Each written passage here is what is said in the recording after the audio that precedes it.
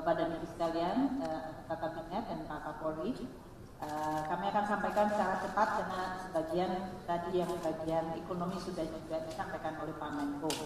Mungkin untuk menambah beberapa penjelasan dari pidato Bapak Presiden hari ini.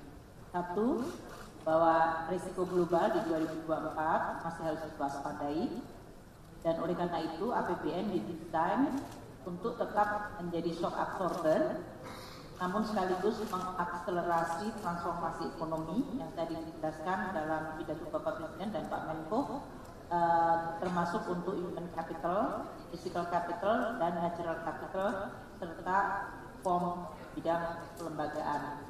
APBN juga tetap berpihak pada kesejahteraan rakyat dan utama fokus pada penurunan kemiskinan, stunting, dan kesenjangan.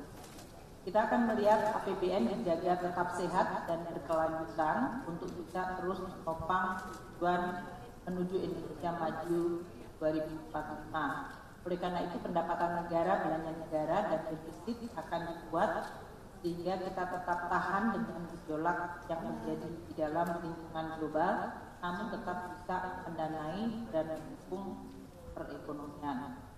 Ekonomi Indonesia masih sangat resilient tengah berbagai guncangan.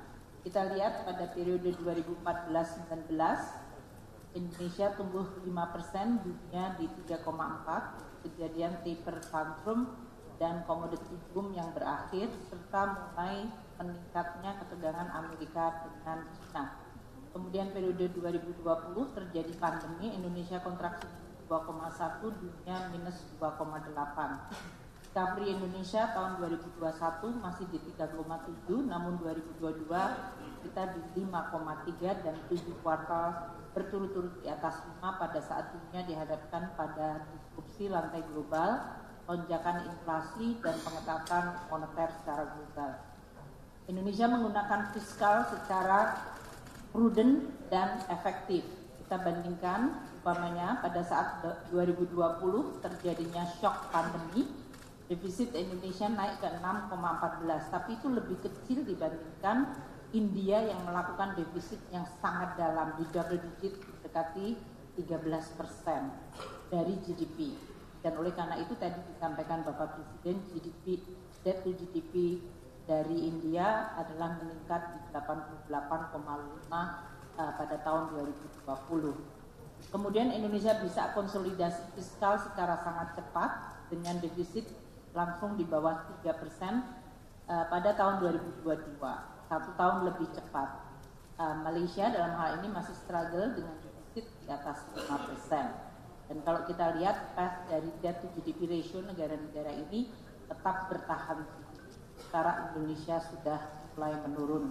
Jadi angkanya di 2023 di 37%. Namun kita tahu bahwa lingkungan global tidak mudah, tensi geopolitik, pandemi, deglobalisasi, ancaman perang, dedolarisasi, perubahan iklim, dan tren digitalisasi menjadi suatu tantangan dan sekaligus juga kesempatan.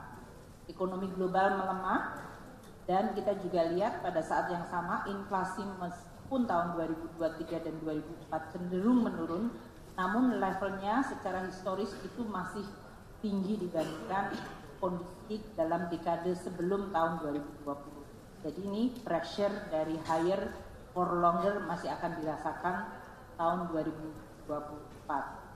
PMI manufaktur global menunjukkan bahwa pelemahan global ini terlihat sangat nyata. Kita lihat dari sisi global PMI yang turun 49 dan Amerika Serikat yang konsisten ini masih di bawah 50, dan juga RRT sebagai ekonomi nomor 1 dan nomor 2 size-nya. Indonesia on the other hand masih tetap terjaga resistensinya. Makanya kalau kita lihat dari negara G20 dan ASEAN, Indonesia bersama India, Filipina, dan Meksiko adalah 4 negara yang PMI-nya itu ekspansif dan accelerated.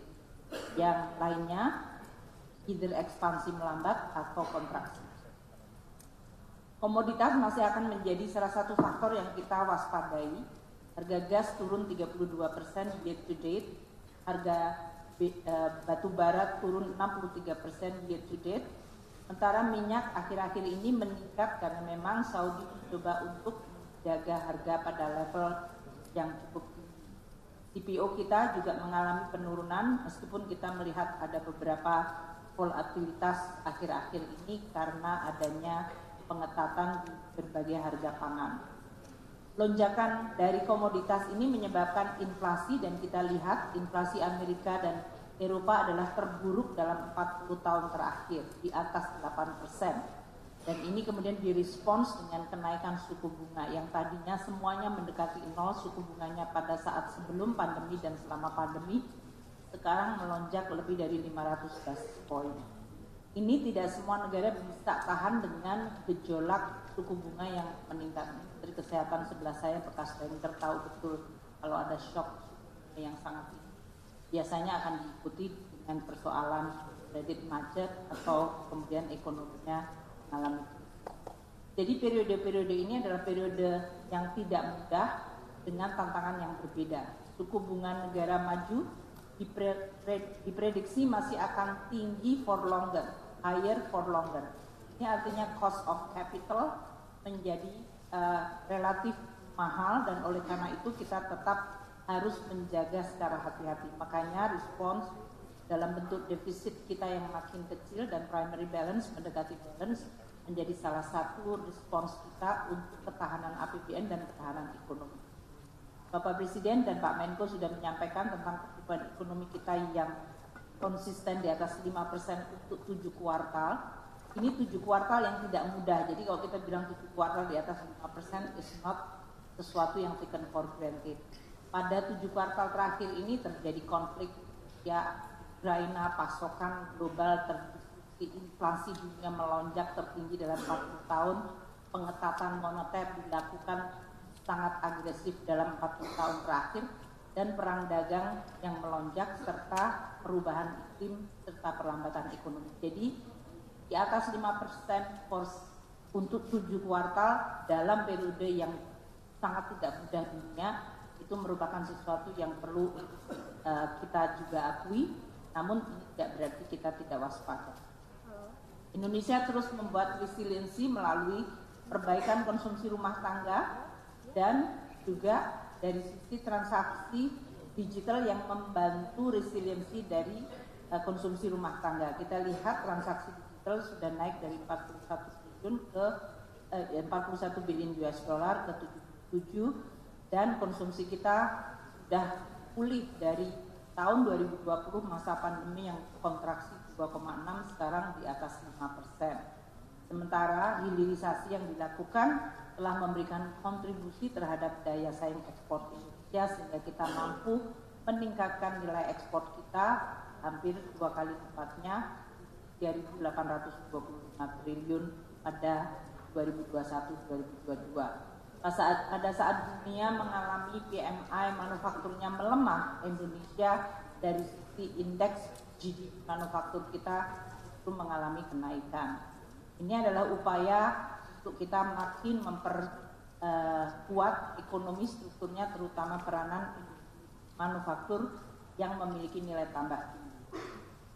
Pemulihan ekonomi merata di seluruh wilayah. Kalau kita lihat, Sumatera pun dalam hal ini sekarang sudah tumbuh mendekati 5%, kontribusinya terhadap GDP nasional 21,9%.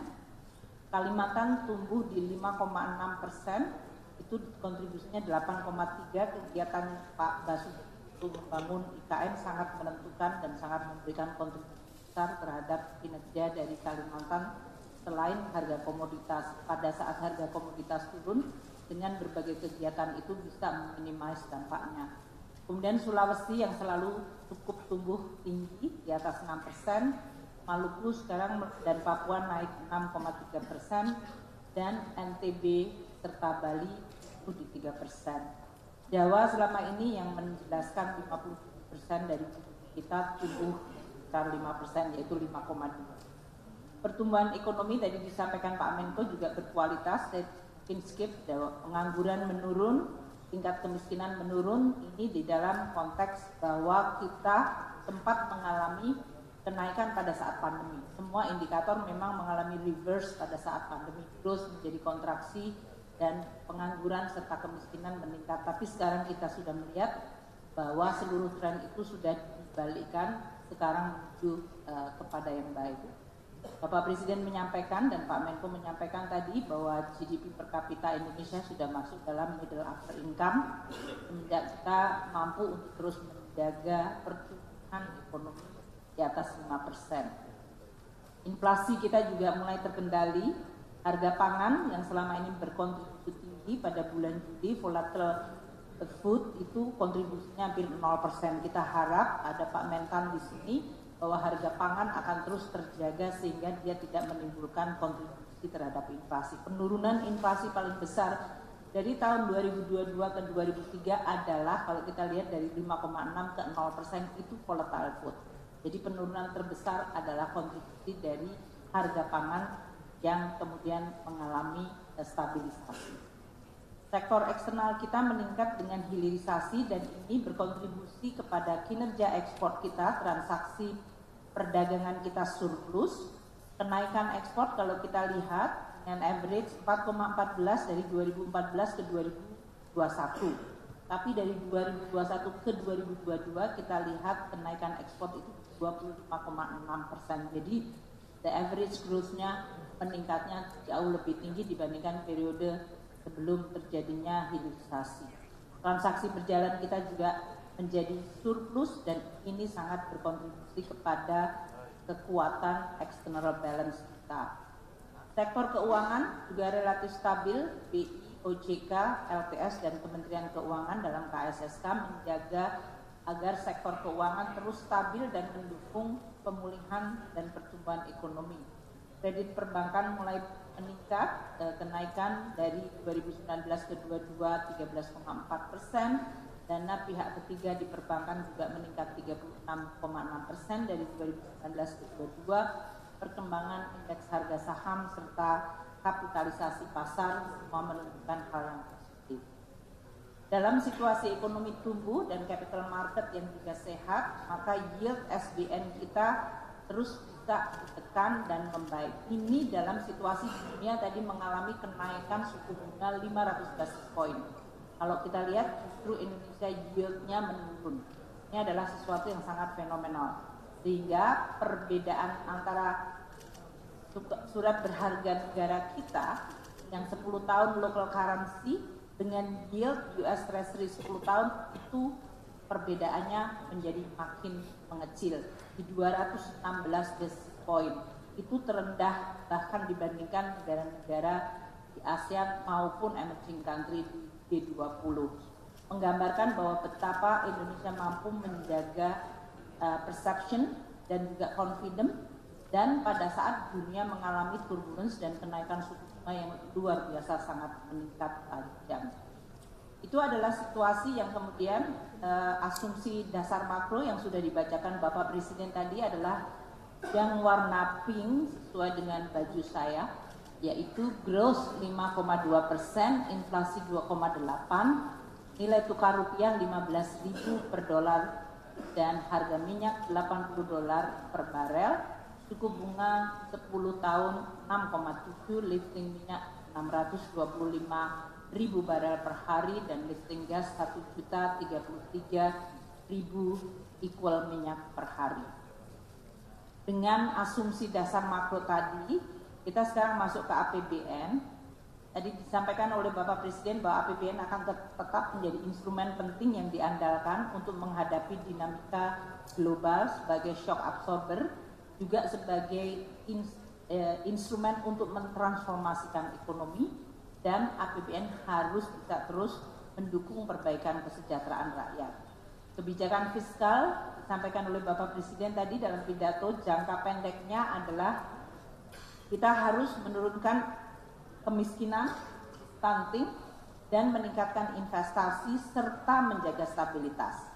Oleh karena itu, inflasi akan tetap dijaga dan berbagai faktor untuk mengendalikan inflasi serta tim pengendalian inflasi nasional dan daerah akan terus diaktifkan. Dalam jangka menengah, human capital, oleh karena itu kita lihat Bapak Menteri Pendidikan dan Kesehatan ada di sini, infrastruktur, Bapak infrastruktur adalah Pak Basuki di sini, dan institutional gap itu adalah transformasi kelembagaan. Kita berharap dengan berbagai reform struktural yang tidak mudah dan kadang hasilnya juga dalam jangka menengah, Indonesia akan menaikkan produktivitas, nilai tambah, tetap menjaga lingkungan, dan basis ekonomi kita semakin luas. Kalau kita bicara tentang SDM unggul, dalam masa kepemimpinan Bapak Presiden Jokowi dari 2014, 2019, dan 2019-2024, kita lihat berbagai kemajuan di sini, dari mulai jumlah sekolah, kemudian rata-rata lama sekolah, dan angka partisipasi kasar. Tentu Pak Menteri Pendidikan nanti bisa menyampaikan dengan Menteri Agama. Untuk kesehatan kita juga melihat adanya perbaikan indikator meskipun kita dihadapkan pada pandemi pada tahun 2020. Jumlah rumah sakit meningkat sangat tajam, puskesmas juga meningkat, vaksinasi tentu dalam hal ini COVID kemarin termasuk yang cepat, dan stunting mulai menurun, kita berharap bisa mencapai 14%. Untuk perlindungan sosial kita juga lihat dana selama 2015 hingga 2020 mencapai 2.736 triliun sendiri. Ini untuk tadi mengurangi kesenjangan dan untuk mengurangi kemiskinan ekstrim, sehingga setiap growth kita memastikan agar masyarakat terutama yang paling bawah juga ikut menikmati. Instrumennya bisa melalui PKH, kartu sembako, dan juga bahkan dana transfer desa, mana penerima BLT desa juga kita tetap jaga dan pantau. Untuk infrastruktur, dalam periode 2015-2022 telah dibelanjakan 2.778. Kalau kita lihat jumlah tol yang beroperasi meningkatnya luar biasa dari 802 kilo ke 2.867 kilometer. Jalan umum kenaikannya mungkin tidak dramatis, tapi kualitas dari jalannya mungkin nanti Pak Bas akan bisa menyampaikan.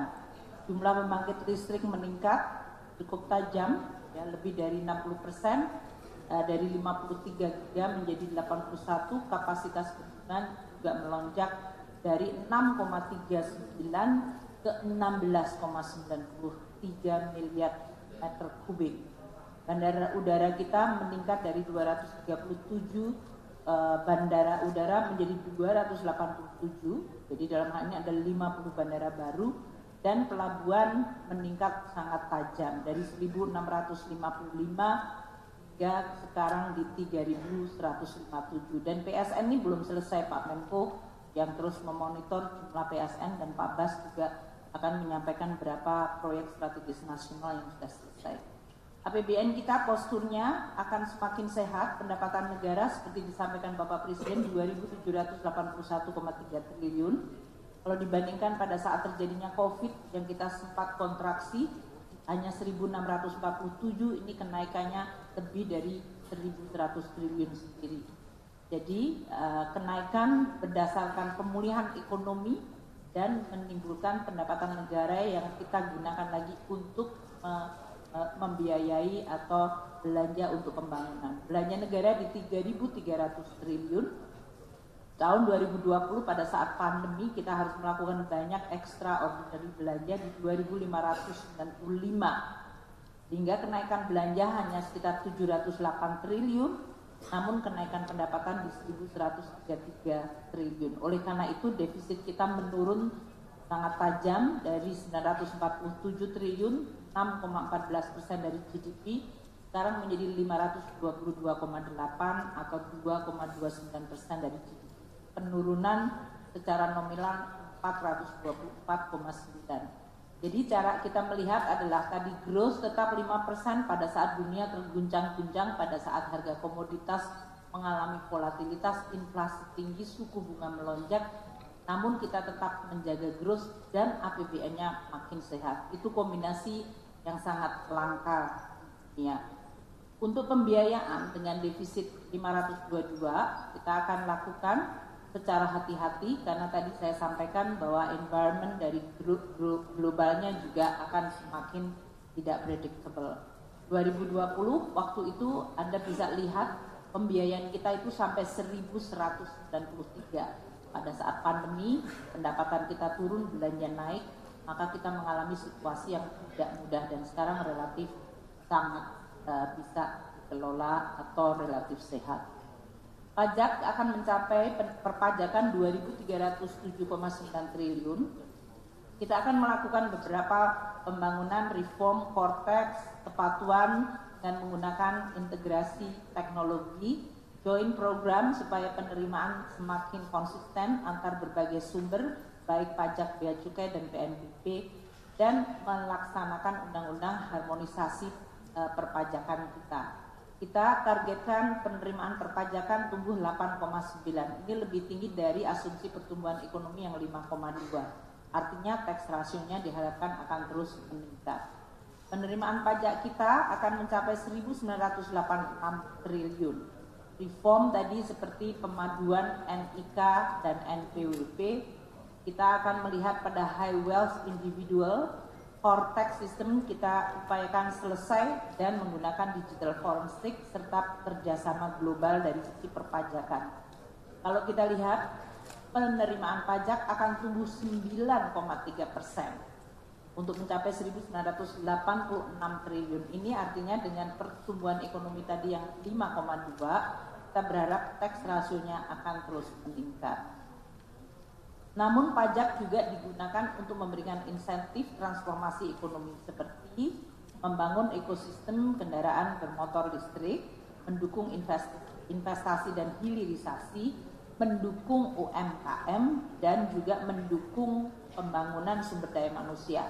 Dari tempatnya Pak Nadiem, kita juga mensupport seperti memberikan double deduction untuk vokasi maupun research dan development.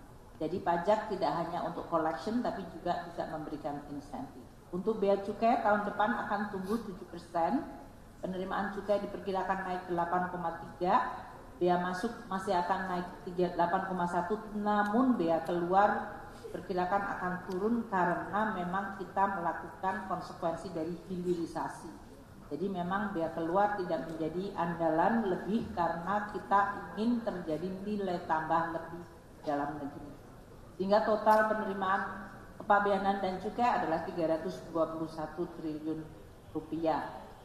Untuk PNBP 473 triliun, ini terutama karena adanya juga kontribusi dari harga komoditas. Kalau kita lihat harga komoditas tadi cenderung menurun, makanya kita lihat PNBP terutama dari SDA, sumber daya alam, diperkirakan mungkin tidak setinggi yang seperti kita terima tahun 2022 dan 2021.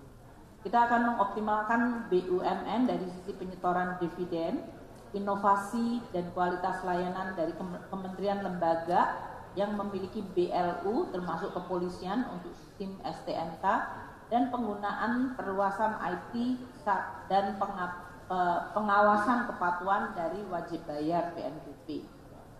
Pemerintah pusat tahun depan belanja 2.446,5 triliun.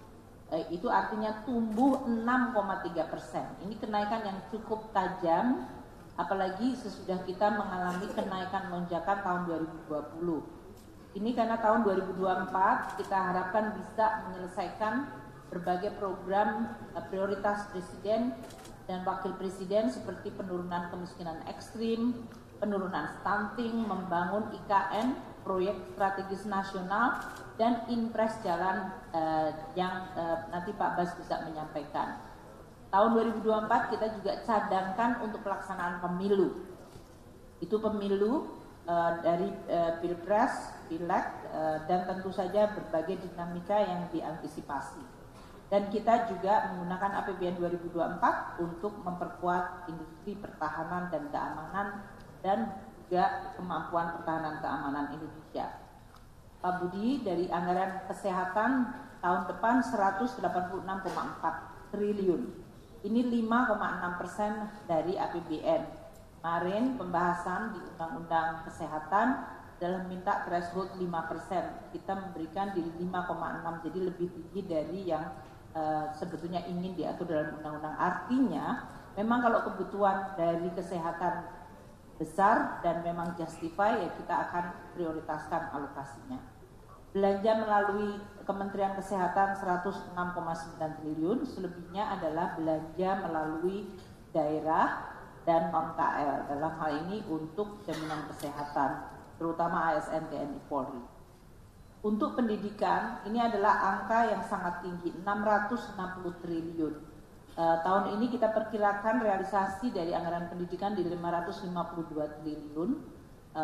Pak Nadiem beberapa program tahun ini bersama Kementerian Tenaga Kerja, karena kemarin Pak Menko menekankan pentingnya untuk memberikan pelatihan tenaga kerja, maka kita memberikan beberapa kenaikan anggaran untuk baik Kemendikbud, Kementerian Agama, dan Kementerian Tenaga Kerja, terutama untuk perbaikan skill dan reskilling. Belanja pemerintah pusat dari 660 adalah 237,3 triliun, terutama untuk Kementerian Agama, Kementerian Dikbud, dan untuk transfer ke daerah sebesar 346, terutama untuk pendidikan dan gaji dari guru, tunjangan pokok profesi guru, dan dana biaya operasi sekolah. Yang below the line adalah sebesar 77 triliun, terutama untuk pembiayaan dana abadi di bidang pendidikan, baik untuk pendidikan, research maupun untuk perguruan tinggi dan kebudayaan. Perlindungan sosial disampaikan Bapak Presiden tahun depan mencapai 493,5 triliun. Kalau dilihat dalam grafik ini nilainya hampir setara pada saat terjadi pandemi yang sangat dahsyat, 498. Jadi ini adalah perlindungan sosial. Kalau tahun 2020 memang rakyat tidak bisa kemana-mana, dan oleh karena itu perlinsosnya dinaikkan dari 308 triliun ke 498 triliun. Yaitu 2019 ke 2020.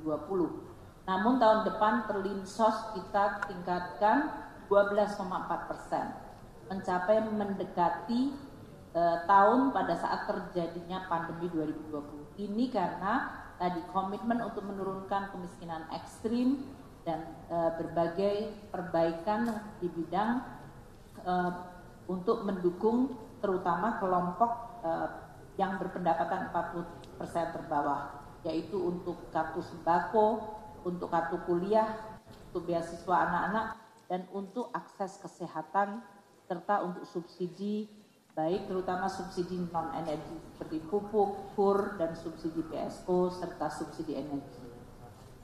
Kompensasi tahun 2024 dan subsidi, ini terutama untuk menjaga stabilisasi harga, terutama adalah harga energi dan harga non-energi. Untuk energi tentu dalam hal ini LPG, listrik, dan BBM. Kita lihat konsumsinya meningkat cukup tajam, dan tadi kalau nilai tukarnya sekarang di 15.000, berarti juga akan meningkatkan jumlah subsidi energi kita. Untuk subsidi non-energi mencapai 114,3 triliun, terutama untuk pupuk, subsidi PSO, terutama untuk pelayanan umum, kemudian subsidi bunga kur, ini target 12 juta debitur, dan jumlah total kredit yang disalurkan seperti keputusan waktu itu dengan Pak Menko Perekonomian akan ditingkatkan, dan kita juga mencadangkan terutama untuk subsidi dari perpajakan yang ditanggung pemerintah, terutama untuk panas bumi dan untuk SBM Falas. Anggaran infrastruktur tahun depan mencapai 422,7. Kalau kita lihat anggaran infrastruktur 4 tahun terakhir konstan sangat tinggi di sekitar 400 triliun atau turun sedikit di tahun 2022. Tahun 2021 itu meningkat tinggi karena ada luncuran dari tahun 2020 karena waktu pandemi banyak beberapa proyek kemudian ditunda dan diluncurkan di 2021. Namun semenjak itu kita tetap mengeluarkan anggaran infrastruktur yang relatif pada level yang stabil di 400, yaitu tahun depan 422,7, naik 5,8%. Untuk penyelesaian berbagai proyek-proyek strategis nasional, pelaksanaan impres jalan dan IKN, serta pembangunan stadion untuk bola di berbagai daerah sesuai dengan target Bapak Presiden, serta untuk sarana pendidikan dan kesehatan. Belanja non-KL terutama untuk daerah otonomi baru. Kita tahu bahwa Papua ada daerah otonomi baru, provinsi-provinsi baru, maka kita juga mengalokasikan untuk pembangunan ibu kota dan sarana provinsi baru tersebut, termasuk instansi vertikal.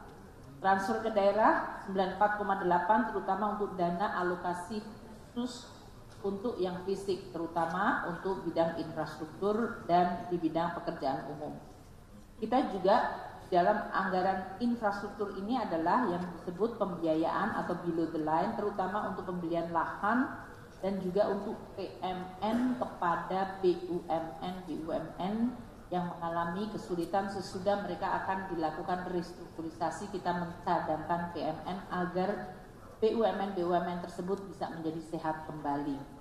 Ini adalah salah satu komitmen dengan Pak Menteri BUMN, Pak Basuki, terutama untuk BUMN konstruksi, dan kami mendukungnya melalui cadangan PMN di dalam mendukung penyehatan dan restrukturisasi mereka.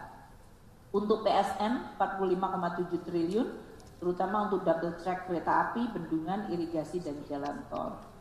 Tahun depan kita tetap mencadangkan untuk anggaran ketahanan pangan 108,8 triliun.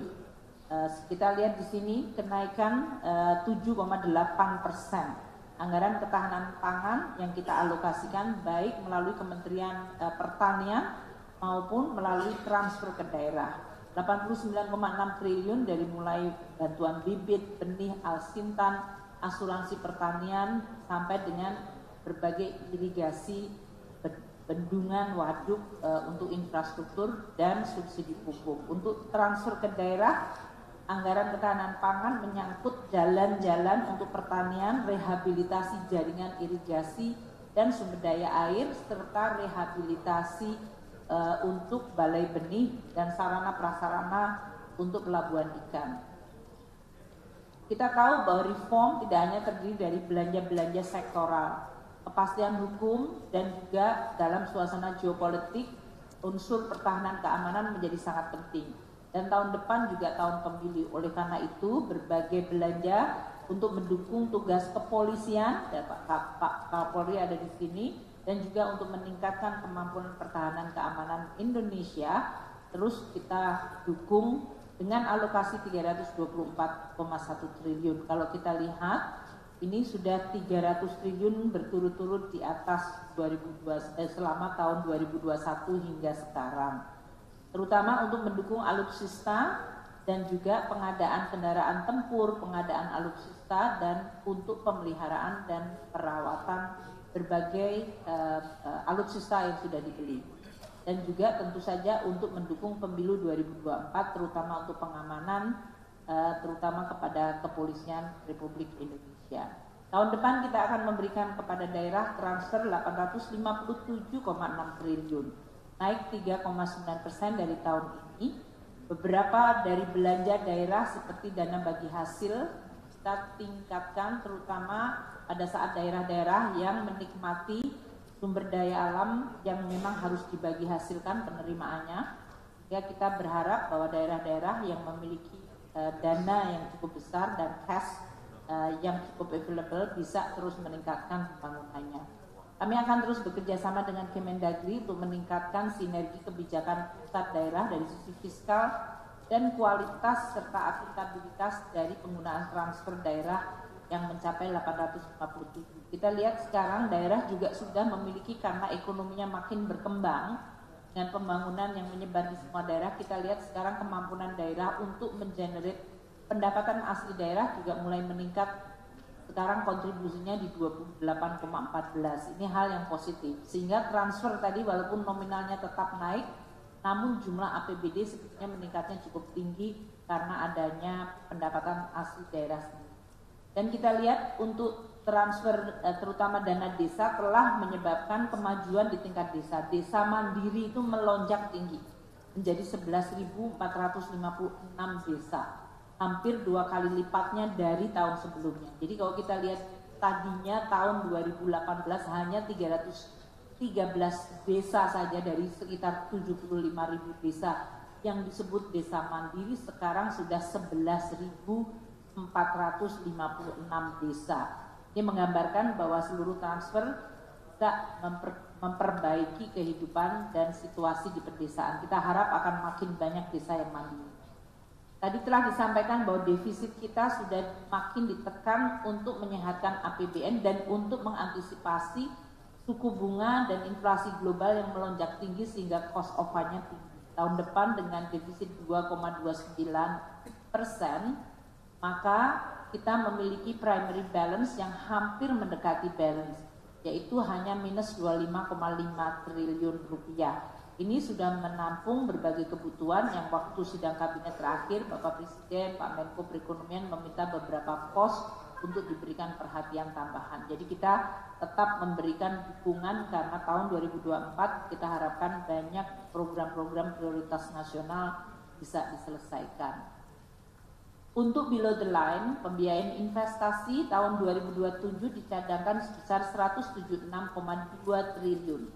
Selain untuk berbagai belanja infrastruktur seperti Elman, kami juga kemudian juga untuk Tapera dan juga untuk PMN dari beberapa BUMN karya yang tetap akan menjalankan fungsi pembangunan, namun kondisi kesehatan keuangannya harus semakin diperbaiki. Kami juga mencadangkan untuk BPDLH dan klaster kerjasama internasional maupun dana pendidikan. Ini juga merupakan salah satu komitmen bagi kita untuk tetap memperbaiki berbagai institusi penting, termasuk dalam hal ini Indonesia Exim Bank yang memiliki peran untuk mendorong ekspor di Indonesia.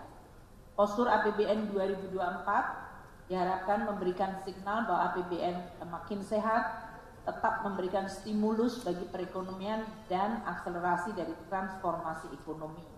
Belanja negara yang mencapai 3.304,1 triliun itu naik 27,3% dari tahun 2020. Itu adalah stimulus yang cukup kuat bagi perekonomian.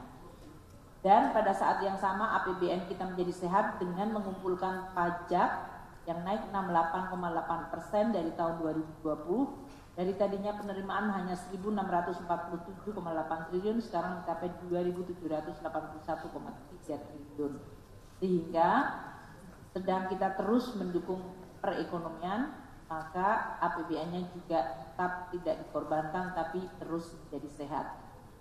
Keseimbangan primer menuju positif dengan defisit hanya 25,5 triliun. Tahun 2020 defisit primer kita itu di 633,6 triliun. Ini konsolidasi yang sangat cepat dan tidak banyak negara bisa melakukan dalam waktu yang sangat singkat, sehingga defisit kita mencapai 2,29%. Demikian Pak Menko, jadi postur APBN 2024 seperti yang terlihat di sini adalah yang kolom paling kanan, yang biru muda, sedangkan yang lain adalah historis dari 2014 hingga 2023 tentu masih merupakan angka outlook. Kita lihat bagaimana APBN itu mengalami gejolak, tapi pendapatan negara kita jaga untuk terus meningkat, belanja disiplin dan perbaikan kualitas seperti tadi yang disampaikan oleh Ketua DPR, dan defisitnya dijaga agar kita mampu menghadapi dan mengantisipasi situasi yang tidak baik dari sisi global. Demikian Pak Menko, kami kembalikan kepada Pak Menko. Terima kasih.